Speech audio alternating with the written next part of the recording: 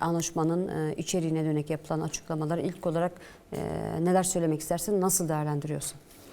Aslında yani bu kadar 6 Ocak'la birlikte başlayan bu saldırıların çok uluslararası kapsamlı bir komplo planı olduğu ve bu komplo planını durdurma temelinde ateşkesin kalıcılaştırılması anlamında önemli bir adım.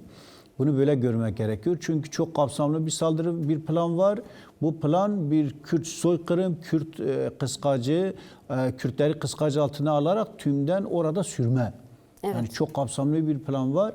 Bu planın boşa çıkartılması, Kürt-Arap çatışmalarının durdurulması açısından bazı dönemsel anlamda aslında ele alınan ve ateşkes sürecinin ilerletilmesi, kalıcılaştırılması açısından önemli bir adım. Evet. Bunu böyle görmek gerekiyor. Tabii bu kadar plan nasıl boşa çıkartıldı, nasıl böyle adımlara götürüldü, niye tekrar masaya, müzakereye götürüldü, tasfiye dayatılırken tümden her şey oldu bittiyle, özel, psikolojik savaş, askeri baskılarla tümden her şeyin dağıtılması istenirken, dayatılırken aslında böyle biraz daha kendisini var olan Rojava'daki halkın savunulması, Rojava'daki öz savunmanın savunulması, Rojava halkının kendisi güçleri tarafından, Gazze'de tarafından savunulmasının anlaşma maddeleri tarafından kabul edilmesi öncelikle bu önemli bir. Çünkü bir, halkın savunulmasıydı. İki, halkın savunulması için gerekli olan neydi? Gazze'nin yani tümenler düzeyinde, TUGAY düzeyinde katılmasıydı. Evet. Bu önemli bir adımdır. Çünkü hala... İlk günden aslında, ilk günden bu yana Gazze'nin temel taleplerinden biri buydu. Gazze'nin tümenler ve TUGAY'lar düzeyinde Suriye ordusuna dahil olmasıydı. Zaten tıkanıklık noktası burasıydı. Bu anlaşma maddeleri 4 Ocak'ta bunun imzalanması, deklare edilmesi istenirken aslında bu maddeler 4 Ocak'ta vardı. Ama 4 Ocak'ta yapılan anlaşmanın bu maddeleri tümden 5 Ocak'ta işte Paris'te yapılan anlaşmayla işte hem İsrail'in, Amerika'nın böyle bir komplo var. Fransa, yine Türkiye tarafından bu boşa çıkartıldı. Niye boşa çıkartıldı? Anlaşma Golan... O anlaşma tamamıyla Kürtlerin tasfiye edilmesi. Pasifize edilmesi, kazanımlarının nötrle edilmesi, giderek böyle küçük bir alana sığındırılması, işte Şeyh Maksut'tan sürülerek belli bölge. Hatta biraz daha Arap milliyetçiliği, Türk milliyetçiliği, şovenizmi kışkırtılarak tümden Kürt halkının sürülmesi. Evet. Plan bu. Plan çok büyük. Kürt halkının kıyımdan geçirilmesi var, soykırımdan geçirilmesi, demografyanın tümden boşa değiştirilmesi var. Fakat buna karşı işte büyük direniş. Evet. Hem sahadaki direniş, hem dayatmaların boşa çıkartılması. Kesinlikle biz bunları kabul etmeyeceğiz. Dikkat ederse 18 Ocak'ta tümden Gazze'de güçleri bireysel bir teslimiyet, evet. Biraz daha böyle farklı bir şekilde üstten dayatmalarla tümden her şey tasfiye edilecek, istediğimiz gibi olacak ya da gireceğiz. 48 saat mühlet, kaç saat mühlet. Böyle değil. Ortaya çıkan durum, kazanımlar, direniş, uluslararası boyuttaki böyle büyük, böyle uluslararasılaşan tüm halkın topyekün mesela herkesi şaşkına çevirmiş. Türkiye'deki açıklamalar yapıyor Ertuğrul Özkök gibi, diyor ki uluslararası dünyaya ayağa kaldırdı Kürtler.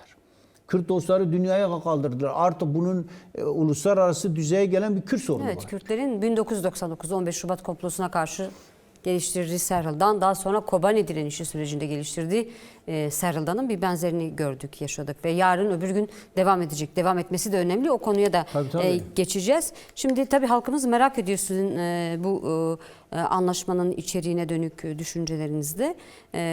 İlk yani basına yansıyanlar üzerinden söylüyoruz. Tabii henüz hem Şam tarafından hem de Gazze yetkilileri veya özel yönetim yetkilileri tarafından bir resmi açıklama da yapılmadı. İlk madde şöyle: son dönemde yaşanan olaylara bağlı olarak tüm cephelerde kalıcı ve kapsamlı ateşkesin ilan edilmesi. Kalıcı ateşkes. Kalıcı ateşkes. Önemli olan bu. Yani savaşın durdurulması. Çünkü savaş neyi yarattı? Savaş dikkat edilse yüz binlerce insanın göç etmesine yol açtı. Evet. Birçok katliamlara yol açtı. Büyük bir insani drama yol açtı. Giderek bunun daha da arttırılabileceği, çünkü kentler artık savaş alanına dönüşecek. kentlerdeki insanlık dramı daha üst boyutta oluşacak. Gördük yani kış koşulları var.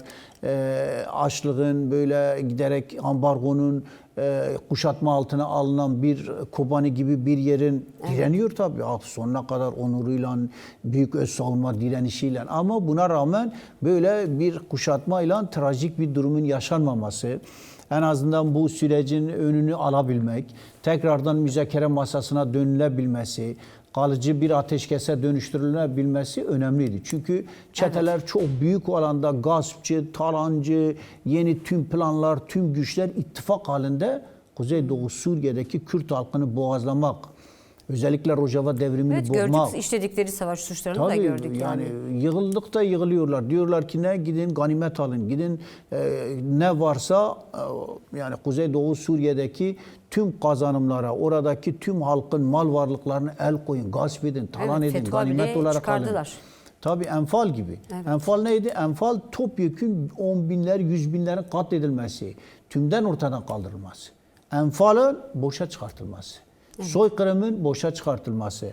15 Şubat nasıl boşa çıkartıldı? Büyük bir direniş, topyekün bir direniş, büyük bir seferberlik devam ederek. Şimdi devam ediyor ama bir anlamda durduruldu. Peki. Önü alındı, şu anda frenlendi diyelim. Bu bir fren mekanizması. Bu fren mekanizmasını sağlayan kim? Sağda, Gazze'de halkın topyekün direnişi, 4 parçanın katılması, uluslararası düzeyde tüm halkın devreye girmesi bunu frenledi, şu anda durdurdu ama boşa çıkarmadı tümden. Kirli pazarlıklar, kirli ittifaklar hepsi deşifre olunca aslında ne açığa çıktı? Şimdi HTŞ'e götürüp ona kravat taktırılarak Şam'a getirilenin aslında El-Kaideci, Selefist, İhvancı, IŞİD'ci bir güç olduğu ortada. Şimdi bu gücün bir parçası zaten dünyaya karşı barbarlık yapan, insanlığa karşı suçlar işleyen, tehlikeli olan, onu yenilgiye uğratan kimdi? Gazze'deydi, YPG, YPC'ydi. Bunlar neredeydi? Gazze'de YPG, YPC bunları tutmuştu. Evet. Bunlar ıslah ediyordu. Kimse sahip çıkmayınca bunların korunmasını mecburen Gazze'ye kalmıştı. Şimdi Gazze'de bunları saldırı üzerine olunca mecburen kendi güçlerini çekince ortaya çıkan durum ne oldu? Bunlar HTŞ'nin eline geçti. Evet. HTŞ ile birlikte ittifak halinde o açığa çıktı. Bunlar nasıl IŞİD zihniyetinden gelen, Amerikan askerlerine saldıran bu HTŞ'liler nasıl bunlara teslim ediliyor diye dünya kamuoyunda tepki geldi. Tepki gelince hemen çok acele bir şekilde biz bunları Irak'a taşıyacağız. Öyle kolay değil. Irak'ta kime, nereye taşıyacaksın? Evet. Amerikan başkanı açıkladı. Biz çok iyi bir plan yaptık. Şam'a söyledik bunu yap. Çünkü güvenmiyorlar. Uluslararası kamuoyu güvenmiyor. Tüm dünya güvenmiyor. Diyor ki bu nasıl güvencede çıkartacağız. Evet. Farklı amaçları var. Tabii değişik yerlere karşı bunları kullanacakları açık tehdit amacıyla götürüyorlar, parazlandırıyorlar. Ama bu dünyaya karşı da kullanılacak. Dünya insanlığı buna karşı büyük bir tepkisi var. Tekrardan getirip götürdüler. Uluslararası koalisyon, CENTCOM, işte dünyadaki bu uluslararası koalisyonda 80 ülke var. Bunlar tepkileri var. Kaygılarını dile getiriyorlar. Sadece Amerika ile bağlantılı değil. Bunlar bırakılırsa tüm insanlığa saldıracaklar. Nerede diyor bunların tekrardan en azından onların şimdi Haseki'de kim onların şeysini yapıyor, kontrolde tutuyor? Gazze'de güçleri. Evet, Gazze'de güçleri. Şu anda değişik yerlerde daha var yani Derik'te farklı yerlerde tutulmuşlar. Roj kampı var, evet. Tabii şimdi bunlar tutulmalarına rağmen şimdi bunlar için tekrardan diyor ki Gazze'den güvence istiyoruz. O zaman Gazze'de saldırılar durdurulsun. Durduruyorlar. Evet. Durdurmayla birlikte zaten direniş de durduruldu. Ve bu uluslararası güçler diyor ki bunlar yine IŞİD'in IŞİD'in tutulduğu tüm hapishanelerin denetimi daha sonra tahliyesi yani biz uluslararası koalisyonun yine bir parçası olarak Gazze'nin bir güç olduğunu, Gazze'nin eğer olmazsa IŞİD'in devreye girince tüm dünya insanlığına tehdit oluşturduğunu itiraf eden bir durum. Geri adım attılar. Evet. Bir ileri bir geri böyle gösterilen, böyle baskı yaparak seni yapmaya çalışan, tam sonra açığa çıkınca bu kirli planları ellerinde patladı. Bu sefer alelacele dikkat edilirse görüşmeler oluyordu Gazze'de ile Şam arasında. Şam'la görüşmeler yapıldığı sırada Amerikan başkanı devrede. Bir Şara'yı alıyor, bir Erdoğan'ı arıyor. Biliyor plan bunlar arasında. Evet. Plan dönüyor. Bir de diyor ki seninle görüşeceğim Macron'la. Sen bana Şam'da iyi, Suriye için iyi destek verdin. Bak Macron devrede. Amerika, Fransa, sonra İsrail'e baskı oldu. İsrail sessiz sedasız kenarda kaldı. Onlara baskı var, hoşnutsuzluk var. Orada Kürt lobisi, Kürt hareketi, çünkü orada da büyük bir Kürt var. Evet, Kürtler yaşıyor. Yahudi İsrail'de. Kürtler yaşıyor. Yani İsrail'de kim var? İsrail'de Yahudi Kürtler de devreye girer. Amerika'daki demokratik biraz insanlıktan nasibini alanlar değişik yerde var yani, bu kadar tüm dünya karşımıza çıkıp bizi böyle topyekun karşılarına almadılar. Evet. Bundan dolayı bu barbarlığa karşı borcu olanlar, bu barbarlığı yenilgiye uğratan sonuçta Gazze'deydi, YPG-YPG'ydi.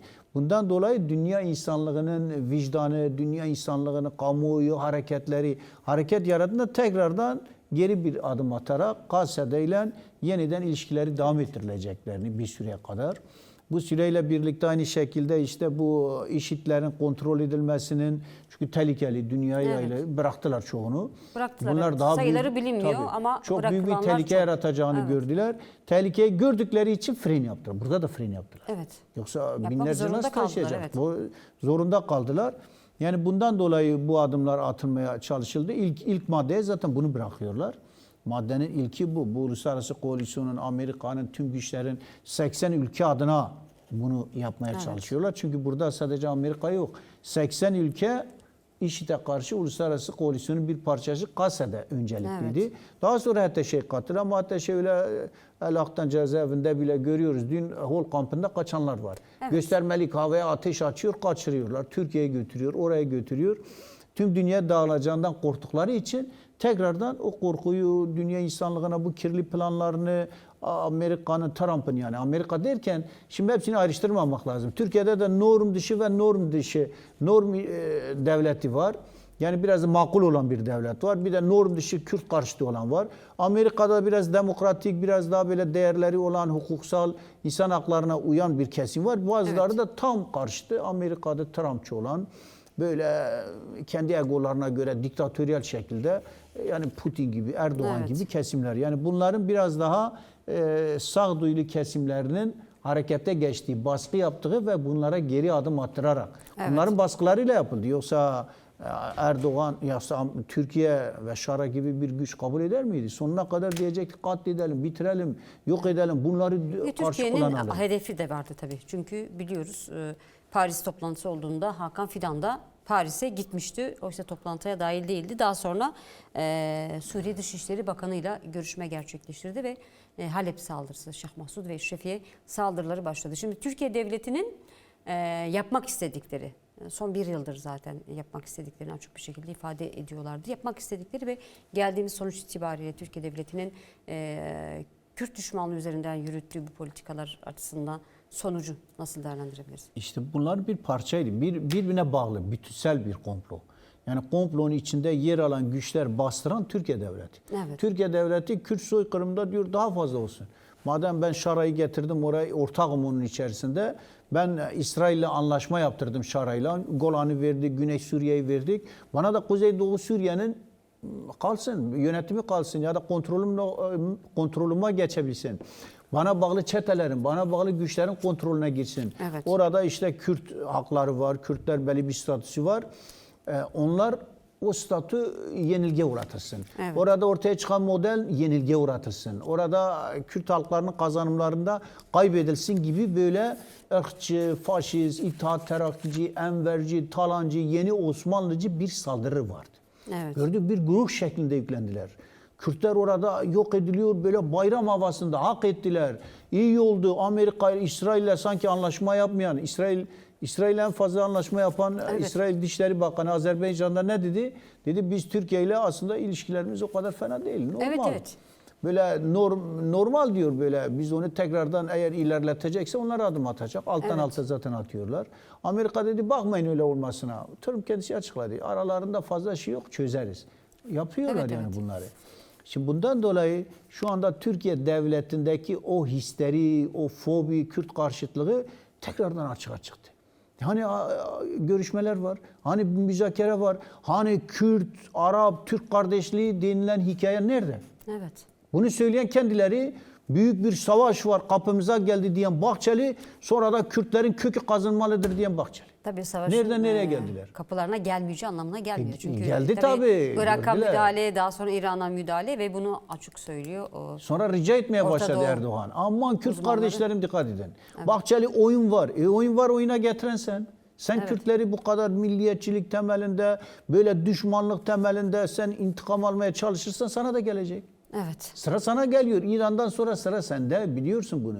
Bunu görmene rağmen sen Kürtler anasını görmesin. Kürtler öz yönetiminden, Kürtler kendi kimlikleriyle, haklarıyla hiçbir şeyler olmasın. Soykırımdan HTŞ'nin kontrolüne gelsin denilen bir zihniyet onlara da kaybettir. Kürt'e kaybettirirsen Kürt 20 milyon, 30 milyon kuzeyde var. Peki. Türkiye'de var. Ne yapacak? Kabul mü edecek? Etmiyor. Bak yürüyor. Evet. Karda, kışta yürüyor, dünyanın her tarafında yürüyor, dostlarıyla yürüyor, birlikte yürüyor diyor. Mutlaka biz bu 21. yüzyılda artık yeter. Yok. Sefkan arkadaşla bir anlaşmayı konuşuyoruz. Anlaşmanın belki de en önemli boyutu askeri boyut. Çünkü görüşmeler burada tıkanmıştı. Şam yönetimi Türk Devleti'nin baskısı sonucu Kasedelilerin orduya bireysel olarak dahil edilmesini dayatıyordu bir senedir. Verilen anlaşma sonucunda okuyayım. Suriye Savunma Bakanlığı tarafından Hesekeli içerisinde bir askeri tümen kurulması ve Kasede güçlerinin 3 Tugay halinde bu yapıya entegre edilmesi ve Kobani'deki askeri güçlerin Halep ilindeki bir askeri tümen bünyesine Bir bağlı Tugay bir Tugay olarak bağlanması. Yani Kasede kendi askeri varlığını, silahlı varlığını koruyacak.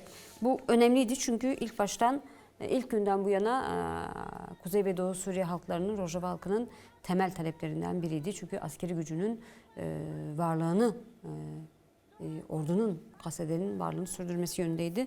Bunu nasıl değerlendirmek lazım? Şimdi aslında bu en önemli kazanımlardan biri bu. Çünkü temel hedef buydu. Kasede'yi dağıtmak, öz savunma güçlerini dağıtmak, oradaki güçleri savunmasız bırakmak. Evet. Şimdi savunmasız kalan bir güce karşı Dürzilere yapılan, Alevilere yapılan gibi bir durumu Kürtlere karşı da son derece barbarca tüm çeteleriyle, tüm bu komplolarla dayatmaya çalıştılar. Evet. Ama sonuçta Kasede, YPG, YPJ güçleri, halk direnişleriyle birlikte Rojava Kürdistan'ına çekildi. Evet. Mesela ilk günler işte çekilmeydi. Derafır'dan çekilme kararı alındı Tapka'ya. Oradan daha sonra anlaşmalarla birlikte anlaşma maddeleri var, görüşülmüş. Diyor ki biz bu anlaşma maddeleriyle Rakka ve Tapka'dan kademeli çekileceğiz. Evet. Anlaşarak. Ama tabii anlaşmaya uymayan, dikkat edilse burada anlaşmaya uymayan, Evet. yapılan ateşkese uymayan sürekli Şam ve Şam'a destek veren güçlerdi. Evet, Türkiye'de birlikte Tabii, güçler Türkiye devleti. aslında Tabii, anlaşmada bozdu bunu. yok ancak basından, Avrupa Sürekli basından bozdu, okuyoruz. Özellikle Sultan Murat Tugaylarının işlenen savaş suçlarının bölümünün büyük çoğunluğunun Türk devletinin desteklediği çeteler tarafından gerçekleştirildiği de Tabii El belirtiyor. Amşad güçleri, Evet. zaten İngilizler tarafından bunlar şu anda aranan terör güçleri olarak listeye alınmış güçler. Şimdi bundan dolayı sürekli olarak Kase'de kendisini belli bir alanda savunma pozisyonuna çekti. Evet. Güçlerini çekerek Kobani'den. Tabii Kürdistan'a çekti güçlerini. Yani Rojava'ya çekti. Rojava Kürdistan'a çekti. Evet. Rojava'da Kürtlerin yoğun olduğu ama sadece Kürtler yok. Bunu da görmek gerekiyor. Evet. Şimdi birazdan bunu da anlatmak lazım. Biraz burada bir kafa karışıklığı var. Yani Haseki'de, Kamışlı'da, Tırbiyesbi'de, Çılaka'da hepsi Kürt değil. Evet. Bazı yerlerde çoğunluk Arap, Süryani, Keldani, Ermeni var yani Evet. bir karma bir topluluk. Tırtemir, Süryani kenti. Örneğin. Süryani yani orada Kürtler yok ama Kürtlerle birlikte yaşayan, Kürt coğrafyası gibi bir alan. Birlikte yaşamışlar ve birlikte yaşadıkları için etkin olan siyasi, politik ve askeri olarak da koruma sağlayan, bir model oluşturan Önder Apo daha önce böyle yaptı. Evet. Bunu yaptı. Halklarla birlikteydi. Rojava'da, Suriye'de öyle bir ruh, öyle bir bilinç yarattı. Şimdi Kase'de de onların temsiliyeti. Suriye demokratik güçleri, Suriye demokratik bir cumhuriyet istiyor. Suriye'de demokratik bir birleşim istiyor. Suriye'deki demokratik güçlerin garantisidir. Garantisiz, teminatı olmayan kime dayanacaksın? Kendi gücüne dayanacaksın. Uluslararası güçler teminat vermeye çalışıyor, garantör olmaya çalışıyor. Ama bugün söylediğini yarın uygulamayabilir. Devlet Evet. çıkarlarıdır bu. Bunu bozabilirler. Ama kendin gücün, öz savunma gücün bunun garantisidir, teminatıdır. Teminatı olmayan, garantisi olmayan, kendisini savunamayacak bir pozisyona düştün mü karşıdaki gücün barbar, uluslararası bir hiç hukuk, insan hakları herhangi bir şeysi olmayan bir norm, uluslararası tüm terör güçleri orada. Evet. Tüm güçler orada karma karışık bir güç. bütün dünya tarafından kabul edilmiş, oluşturulmuş olan Taliban'a nasıl Afganistan verildi, hatta El-Kaide güçlerine de Şam verilerek buradaki tüm güçleri kendisi için merkezi bir duruma getirmek, kendisini oluşturmak için tüm gücü yok etmeye çalışıyor. Evet. Tekçi bir zihniyet, şeriatçı bir zihniyet, tek kafa taşçı, basın sakallı versiyonu. Onun için buradaki olmazsa olmaz olan işte bu 3 Tugay'ın, 3 taburun mutlaka Haseki'de başlayarak Kamışlo'da birçok alanda zaten kendi güçleri Kobani'de, var. evet. Kase'de güçleri kendisini konumlandırmış. Kobani'de de var. Bunlar şehir dışında. Şehir dışında askeri güçler kendini konumlandıracaklar. Şehir dışında neredeyse konumlandırdıkları YPG güçleri kendi askeri silahları, donanımlarıyla birlikte kendilerini bu alanların tümünde organize bir şekilde kaldıkları yerlerde, Evet. savunma mevzilerinde kalacaklar. Yerlerinde kalacaklar, kurumlarında, karargahlarında kalacaklar. Evet. Ve bununla birlikte ağır silahları, her şeyleri olacak. Bunlar giderek Suriye Savunma Bakanlığı'na bağlı işte o Rojava güçlerle Kürdistan'ı birlikte koruyan. entegrasyon. Görüşmelerle birlikte zaten Savunma Bakan Yardımcılığı için atama olacak. Evet. Kısa sürede onlar isimler belirlenmiş. Evet. Yine çeşitli düzeylerde Heseki Valiliği katılacaklar. Kasede'nin önerisiyle atanacak. Tabii İl Güvenlik kaymakamlıklar. Müdürü Suriye yönetiminin önerisiyle Savunma Bakan Yardımcısı da Kasede Yani bölge tarafından. güçlerinden Evet. olacak tümü, bölgeden olacak. Bölge içinde Haseki'de, asayiş de bölge Rojava'da, halkları tabii tarafından bölge halkları oluşturulacak. tarafından ortak bir asayiş diyelim bunu. Evet. Bu karma karışıklık, yani bu kafa karışıklığı yaratıyor. Evet. İşte iç güvenlik onlara verildi, asayiş onlara verildi, her şey onlara verildi, polis onlardan, hepsi onlardan, öyle bir şey yok. Poliste, asayişte hepsi tüm bölge halkı, yani Kuzeydoğu Suriye'deki Halklar. şu anda var olan Süryanisi de var olacak, olan içinde asayiş iç Ermenisi de güvenlik olacak, güçleri. evet. İç güvenlik güçleri hepsi Kürt değil. Hepsi bir yerde Süryaniler var, bir tarafta Ermeniler var, bir tarafta Araplar var. Birlikte olan güçler de var. Ortak Evet. yaşanılan alanlar. Şu iç güvenlik güçleri de bu şekilde yeniden bir dizayn yapılacak. Asayiş, polis güçleri, diğerleri, ama bunun içinde tabii Suriye İçişleri Bakanlığı'na bağlı bir güç de olacak. Onlar gelecek, onlarla entegrasyonu. Evet, peki. Çünkü değişik şekillerde yerlere yerleşecekler. Ama asıl olarak Kase'de kendisini, Kobani'de de bir savunma gücü, meşru savunma, oranın garantisi, halkını korumak için orada var olacak. Peki. Bu çok önemli. Bunun olması neyi anlamına geliyor? Burası kendi garantisidir. Uluslararası alanda da ve anlaşma temelinde de kabul ediyor. Türkiye diyor bu dağıtılacak. Evet. Türkiye'nin temel şeysi buydu. Temel bastırması, şu anda biraz norm dışı mı, norma doğru giden bir akıl var sanki. Sessiz kalmışlar. Bu anlaşmayı diyor kabul Evet. ettik. Öyleyse tabii. Kabul etmişsen demek ki biraz şeye gelmişsin, yola gelmişsin. Bu direnişlerle, biraz mücadeleyle, diğerlerine varsa tabii plan, ama Şengal diyor. Evet. Orada öyle bir şey olmadığını gösteriyor. Hala akıl tutulması Evet, var. Irak'a yönelik herhangi Tabii bir Şengal diyor, saldırıda Şengal'i, Şengal Kandil'i tehlikede olacak. diyor, hala buraları tehdit eden bir şey durumda var. Ama bir tarafta da bunların oluşturulma, ama bunu bozmak isteyen El Amşat güçleri, işte onu da konuşacağız. Şu an birçok Serikani, güçler var. Afrin, Tabii. onların işgali Hala kuşatma altında da. halkın gidişi de konuşuluyor. Kobani'de hala kuşatma Doğru. var, konuşmamız gereken konular. Şimdi